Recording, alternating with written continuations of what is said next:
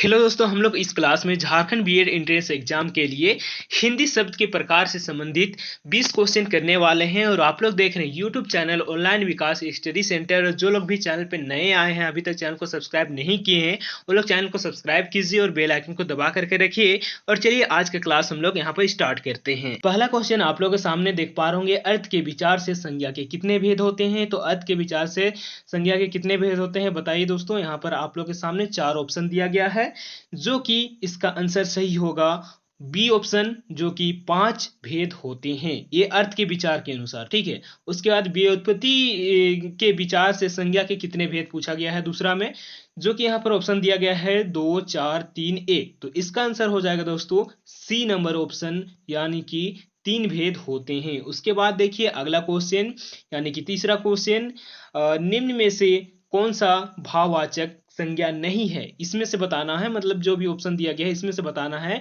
कि भाववाचक संज्ञा कौन नहीं है। शत्रुता या फिर लंबाई, बहन या फिर दया, ये आप लोग को बताना है। तो दोस्तों इसका आंसर हो जाएगा बहन, जो कि एक भाववाचक संज्ञा नहीं है। उसके बाद देखिए अगला क्वेश्चन, यानी कि चौथा प्रश्न। तो यहाँ पर देख पा रहे होंगे, निम्नलिखित में से कौन सा शब्द व्यक्तिवाचक संज्ञा है। आप लोग को बताना है व्यक्तिवाचक संज्ञा, यानी कि जिसमें क्या होता है, किसी विशेष व्यक्ति का बोध होता है या फिर किसी विशेष स्थान का बोध होता है, उसको व्यक्तिवाचक संज्ञा कहते हैं। जैसे कि यहाँ पर देख पा रहे होंगे ऑप्शन में दिया गया है पहाड़, आम, गाय, यमुना। तो यहाँ पर दोस्तों पहाड़ यानी बहुत सारा पहाड़ हो सकता है, आम बहुत सारा हो सकता है, उसके बाद गाय भी बहुत सारा हो सकता है, लेकिन यमुना एक विशेष नाम है एक नदी का। तो ये क्या हो गया, यमुना जो है वो व्यक्तिवाचक संज्ञा है। उसके बाद अगला प्रश्न है, जिस संज्ञा से किसी वस्तु के धर्म, गुण, अवस्था का ज्ञान हो, उसे कौन सी संज्ञा कहते हैं।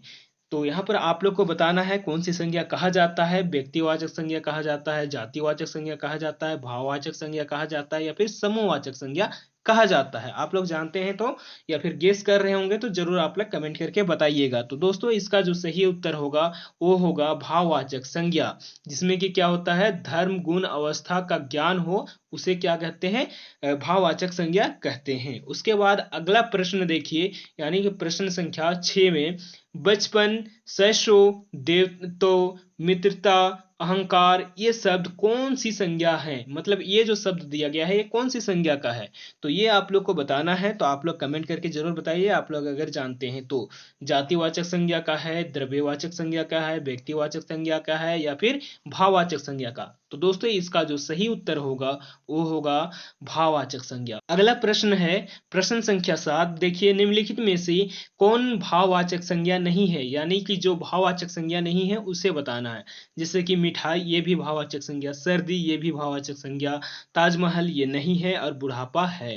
तो यहाँ पर जो ताजमहल है वो एक व्यक्तिवाचक संज्ञा है, ठीक है, जिसके वजह से यहाँ पर भाववाचक संज्ञा नहीं हुआ। यानी कि जो सही उत्तर है प्रश्न संख्या 7 का वो होगा ताजमहल, यानी कि ऑप्शन सी। उसके बाद देखिए अगला प्रश्न, गरीबी, अमीरी, जवानी, बुढ़ापा, ये शब्द किस संज्ञा के हैं। यानी कि ये जो शब्द दिया गया है गरीबी, अमीरी, जवानी, बुढ़ापा, ये किस संज्ञा का शब्द है, ये आप लोग को बताना है। आप लोग जानते हैं तो जरूर कमेंट करके बताइए। तो ये जो है वो है भाववाचक संज्ञा का शब्द। उसके बाद देखिए अगला प्रश्न, निम्न में से कौन जातिवाचक संज्ञा है। आप लोग को बताना है इनमें से कौन जातिवाचक संज्ञा है। रामचरितमानस, ये एक बुक, चैप्टर का नाम है, बुक का नाम है। उसके बाद देखिए डाकिया जो है यहाँ पर वो जातिवाचक संज्ञा है। उसके बाद देखिए अगला प्रश्न, निम्न में से कौन द्रव्यवाचक संज्ञा है। तो इसमें द्रव्यवाचक संज्ञा कौन हो जाएगा दोस्तों, घी, कृष्ण, यौन या फिर कच्छा। तो इसका जो सही उत्तर होगा दोस्तों वो होगा घी। घी ये क्या है, द्रव्य है, इसीलिए ये द्रव्यवाचक संज्ञा होगा। उसके बाद देखिए अगला प्रश्न, निम्नलिखित में से कौन सा शब्द संज्ञा है। निम्नलिखित में कौन सा शब्द संज्ञा है ये बताना है।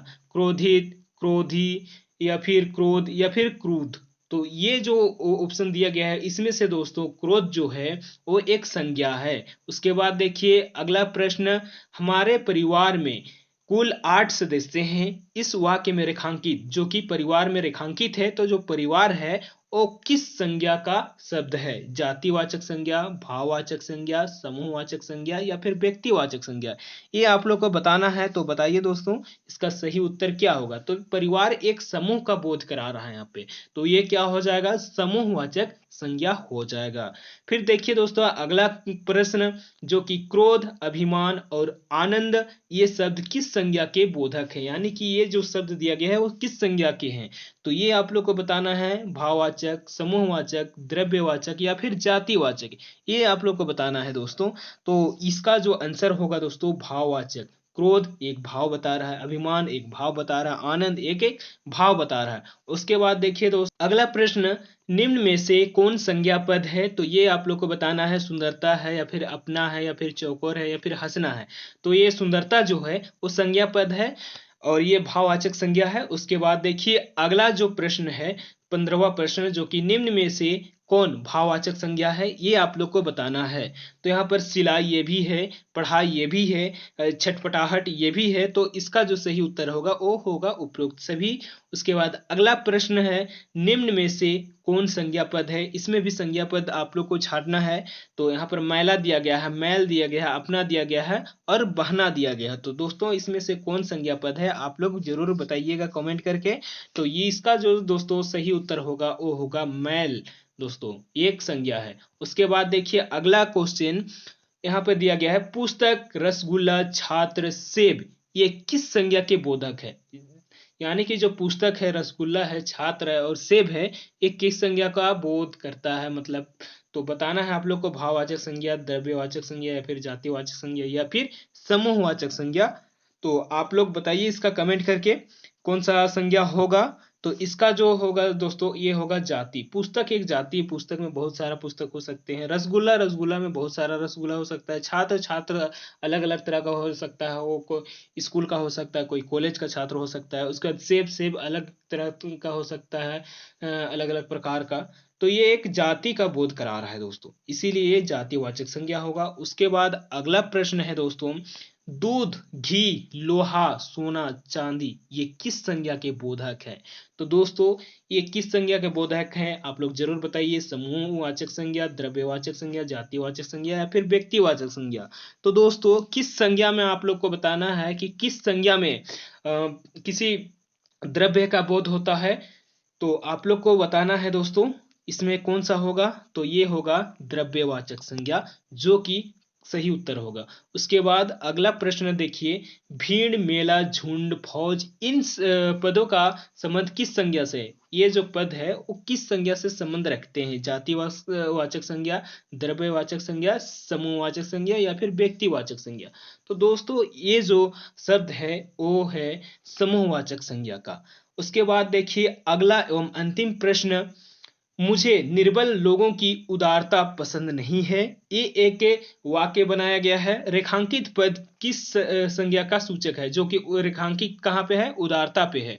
तो उदारता जो शब्द है वो किस संज्ञा का बोध करा रहा है? ठीक है, तो आप लोग को बताना है इसमें से कौन संज्ञा का बोध करा रहा है दोस्तों। तो ये जो करा रहा है एक भाव बता रहा है। उदारता क्या है? एक भाव बता रहा है, यानी कि ये एक भाववाचक संज्ञा होगा दोस्तों। आज के क्लास का ये प्रश्न अंतिम प्रश्न था दोस्तों। तो मुझे उम्मीद है कि आप लोग का आज का क्लास अच्छा लगा होगा दोस्तों। तो प्लीज लाइक कीजिए, शेयर कीजिए, अपने दोस्तों तक पहुंचाइए दोस्तों। और आप लोग अगर इसका पीडीएफ चाहते हैं तो मेरे टेलीग्राम चैनल में आप लोग को आज का क्लास का पीडीएफ मिल जाएगा, वहां पर जा करके आप लोग ले सकते हैं। और आप लोग को मैं बताना चाहूंगा, आप लोग को मैं हिंदी के अलावा टीचिंग एप्टीट्यूड भी कराने वाला हूं साथ में। तो आप लोग मेरे से जुड़े रहिए और आप लोग पढ़ते रहिए और सरकारी कॉलेज में अपना नामांकन कराइए। और मेरे से जुड़े रहने के लिए आप लोग मेरे चैनल को सब्सक्राइब करके रखिए और बेल आइकन को दबा करके रखिए, जो लोग भी नए आए हैं या फिर जो लोग भी अभी तक चैनल को सब्सक्राइब नहीं किए हैं। और आप लोग का भी वीडियो देखने के लिए दोस्तों धन्यवाद। जय हिंद, जय भारत।